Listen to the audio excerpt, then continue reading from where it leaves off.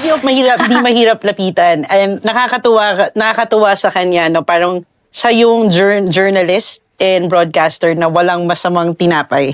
Yeah. Because there was a point that usually, di ba, ma'am, how you handle things, di ba? Pag inisnab ka for interview or parang nag-ghost ka, di ba? May kasalanan ako sa kanya.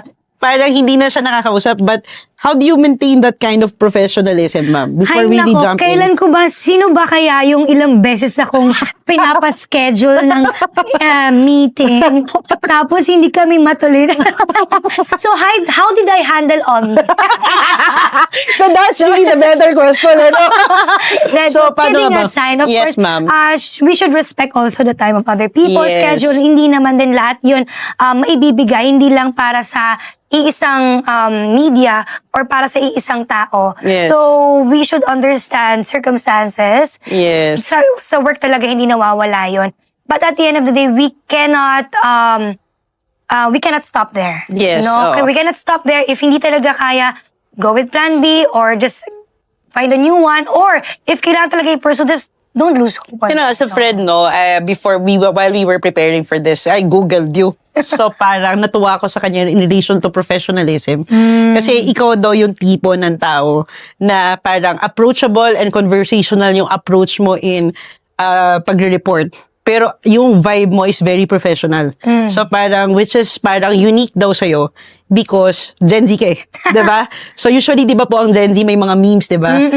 It's giving. Ganun sila kahit formal na. So parang, you don't seem to be, what can you say about that? You don't seem to be like a Gen Z. Yeah, napansin ko din yon. Even when I was doing anchoring nung college ako. Kasi usually, di ba, may mga reactions. Feeling ko nagkikringe ako. Feeling ko hindi bagay sa akin yung mga ganung vibes. Yes. Hindi dahil medyo mas tita na ako at a young age. Yeah. Pero siguro... Old soul siguro. Oo. Pero I prefer not to do it or to say it. Napakadalang talaga na marinig mo ko na, ano ba, Frenny? Mga ganyan. Parang feeling ko... It's siguro not you. It's not me.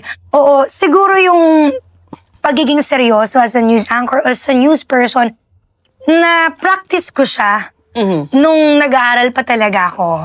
Kaya hindi siya naging mahirap sa akin.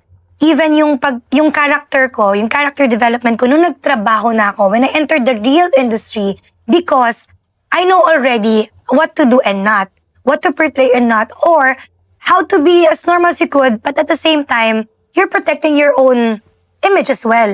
Kasi at the end of the day, hindi naman din lahat nakikita ng mga tao, no? So, how do you protect yourself from different point of view na hindi okay or what?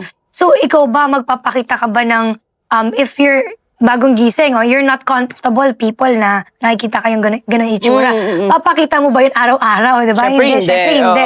So, at the end of the day, ikaw yung mag-ayos ng sarili mo for, the eyes of many people.